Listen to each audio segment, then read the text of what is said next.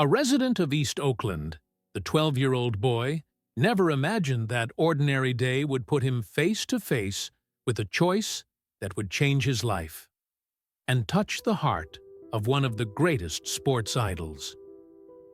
In the small living room of the East Oakland apartment, Daniel Johnson adjusted the volume on his cracked phone. On the screen, Steph Curry made another impossible shot, making the 12-year-old boy's eyes shine with admiration. "Daniel, have you finished your homework?" Alicia's tired voice echoed from the kitchen, where she was organizing piles of bills with "Final Notice" stamped in red. "Almost, Mom. Just 5 more minutes." Since losing her job at the print shop that closed 3 months ago, each day was a battle for Alicia. The nearly empty refrigerator and the overdue rent were silent witnesses to the daily struggle. The next morning, Daniel quickly swallowed his cereal almost without milk and grabbed his patched ball. "Come back before dark," Alicia recommended, kissing his forehead. The public court was a 15-minute walk away. When he arrived, some older children were commenting excitedly. "I swear I saw his car leaving. Curry was here recording something," said a boy wearing a Warriors t-shirt. With the court finally free, Daniel began his daily routine, imitating Curry's movements, shot after shot, ignoring the strong sun and the holes in the concrete. During a water break, he noticed something shining near the side bench. Getting closer, Daniel saw a brown leather wallet fallen between the bench and the fence. "Whose could this be?" he muttered, looking around. The court was almost empty, just 2 boys playing distractedly at the other end. Daniel opened the wallet and his heart stopped. The driver's license showed the face of Wardell Steph Curry II. His trembling fingers discovered credit cards, a Warriors pass, and several $100 bills. A wave of thoughts invaded his mind. That money would solve so many problems. Food in the refrigerator, the overdue rent, medicine for his mother's persistent cough. He looked around again. Nobody was paying attention. With his heart racing, he put the wallet in his worn-out backpack. The path home never seemed so long. The backpack on his back seemed to weigh tons. At every corner, Daniel imagined someone pointing, accusing him. But he also imagined the full refrigerator, his mother's worried eyes finally relieved. When he got home, he hid the wallet under the thin mattress. That night, while staring at the plain pasta on his plate, Daniel felt the weight of the decision he would need to make. The sun had barely risen when Daniel woke up on Saturday. Not that he had slept much. All night long, dreams of abundance mixed with nightmares where he was arrested, his mother crying at the police station. In the kitchen, he found Alicia hunched over bills and a calculator. "Everything okay, Mom?" "Of course, just organizing the bills." She pushed the papers away. "The rent is complicated this month, but I'll figure it out. We always do, right?" Daniel felt the weight of the wallet increase. He almost revealed his secret, but the words got stuck in his throat. "I'm going to play basketball," he said, after swallowing a dry cracker. But Daniel didn't go to the court. He wandered through the streets of Oakland, the wallet seeming to burn inside his pocket. He passed by the grocery store where his mother negotiated for items about to expire. He saw the medical office, where they couldn't pay for the consultation when her cough worsened. In the small park, he sat on a worn bench. He took out the wallet and counted the bills. $650. A fortune in his world, probably loose change for Steph Curry. In the playground ahead, a family was playing. The mother, in clearly thrift store clothes, laughed, pushing children on the swings. They didn't have much, but there was genuine joy on their faces. Daniel closed his eyes and saw his own mother's face. He remembered when they had gone to the supermarket and the cashier had given too much change. Without hesitation, even with the empty refrigerator at home, Alicia had returned the money. "Why did you do that, Mom?" he had asked. "Because right is right, Daniel. Even when it's difficult. Especially when it's difficult." She squeezed his hand. "Our integrity is the only thing that nobody can take from us." The memory weighed more than the money in his hands. Daniel thought about Steph Curry, about how he talked about hard work and helping others. With determined steps, he went back home. He took a notebook and tore out a clean sheet. The first attempts came out jumbled, and he crumpled the paper several times.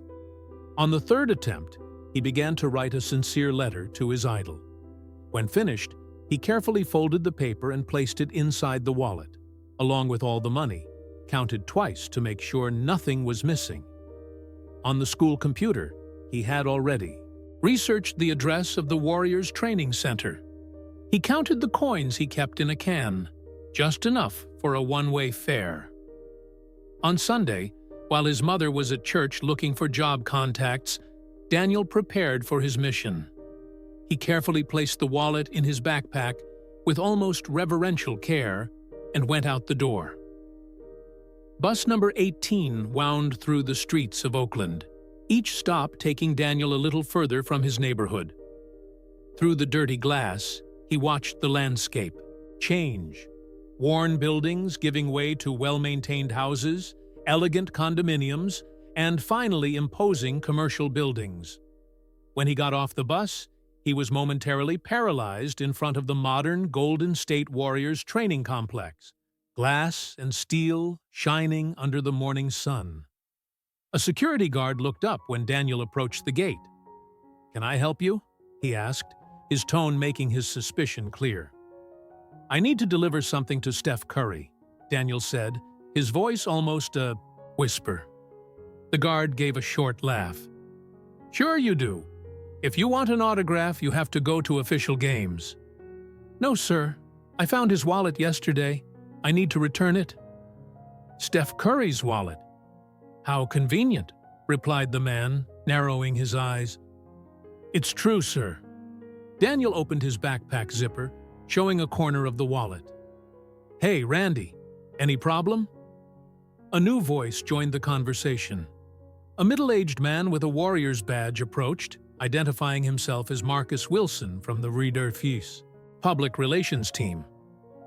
"This kid says he found Curry's wallet," explained the security guard. "Steph did indeed lose his wallet yesterday," said Marcus, interested. "Let me see, please." Daniel handed over the wallet.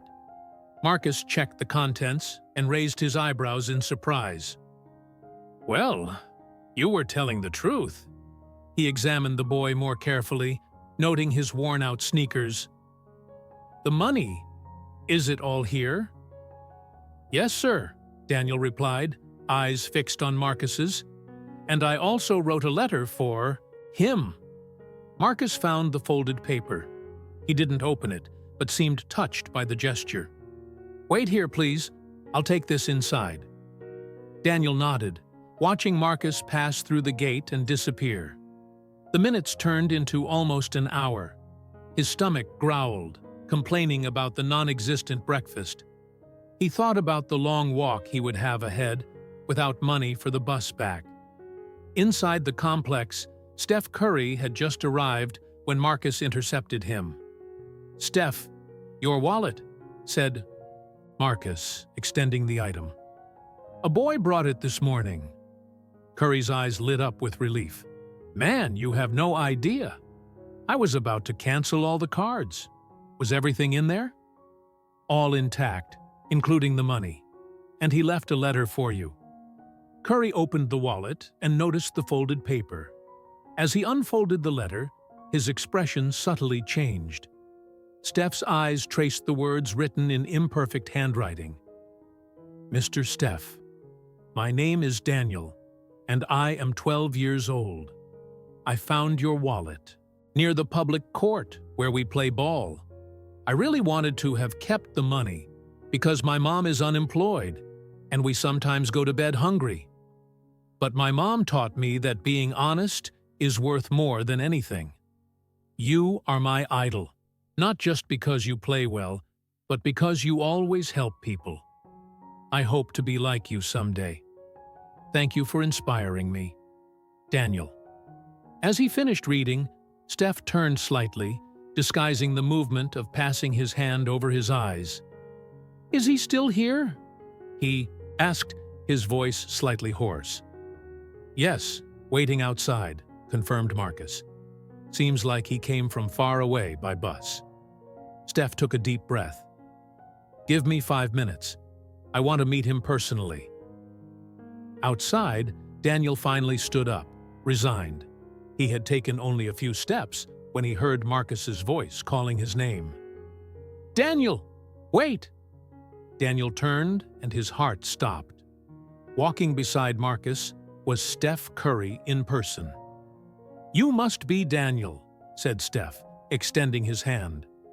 "I heard you found something that belongs to me." Daniel looked at the extended hand before shaking it, feeling the player's firm handshake. He opened his mouth, but no sound came out. He nodded vigorously instead. "Your letter." Steph paused, his eyes meeting the boys. "Was one of the most sincere things I've ever read." "You read it?" "I did. And I want to thank you. Not just for returning my wallet, but for reminding me what really matters." Steph smiled. "Would you like to see our training center?" Daniel's face lit up with a huge smile. "Really?" As they walked through the gleaming corridors, they talked about basketball and about Daniel's life. "My mom was fired when the print shop closed," Daniel confessed. "She tries not to show how worried she is." Curry nodded attentively. "You know, when I was younger, many people said I was too small for the NBA. But you proved them wrong." "Yeah, maybe. But the important thing is that my family never doubted me. Seems like you have an amazing mom, too." On the training court, Steph picked up a ball. "Want to shoot some?" To Curry's surprise, the boy had a natural shot, making 3 consecutive free throws. "You have talent. Has anyone ever trained you?" Daniel shook his head. "I learned watching you in videos." After the shots, Steph led Daniel to an equipment room and picked up a new pair of sneakers. "These are from my latest model. I think they should fit you." Daniel's eyes widened at seeing the shiny sneakers he could never buy. "I can't accept," he muttered. "Of course you can. And take this too." He grabbed an official ball and autographed it. "Daniel, I have a basketball camp in the summer. We offer full scholarships. Would you like to participate?" Daniel looked at Steph, momentarily speechless. Is it serious?" "Totally serious. And about your mom. My foundation has contacts with companies. If she's looking for a job, maybe we can help." The tears that Daniel had been holding finally escaped. They exchanged phone numbers and took a picture together. "I can't let you go back by bus. Marcus will take you home." "Thank you, Mr. Steph," Daniel managed to say, voice choked with emotion. "For everything." "No, Daniel. I'm the one who thanks you." When he arrived home, he found his mother worried at the door. "Daniel Johnson, where have you been?" Her expression changed to disbelief when he told the whole story. The wallet, the letter, the meeting with Steph Curry. "I don't believe it." Alicia touched the new sneakers as if they were gold. "And he said he's going to help with a job?" Daniel nodded, handing her the foundation's card. Alicia pulled her son into a tight hug, tears running down her face. "I'm so proud of you." 3 months later, the Johnsons' life was transformed. Alicia worked as an administrative assistant with a decent salary and benefits. Daniel trained twice a week in the foundation's program. On a special night, as VIP guests at a Warriors game, Steph shared Daniel's story with the packed arena. "This is Daniel Johnson," Steph's voice echoed as cameras focused on the boy. "When he found my wallet with hundreds of dollars, he could have done anything. But he chose to do the right thing, even when his own family was going through difficulties." The crowd applauded enthusiastically. "Sometimes we wonder if our small acts of honesty really matter," Steph continued. "Daniel's story reminds me that yes, they do. And they can trigger waves of change that we could never imagine." Sitting next to his mother, who silently cried with pride, Daniel realized that his act of honesty had not only transformed his own life, but was inspiring thousands of other people. And as he watched his idol returning to the court, Daniel knew he had received confirmation that his mother was right all along. Being honest truly was worth more than anything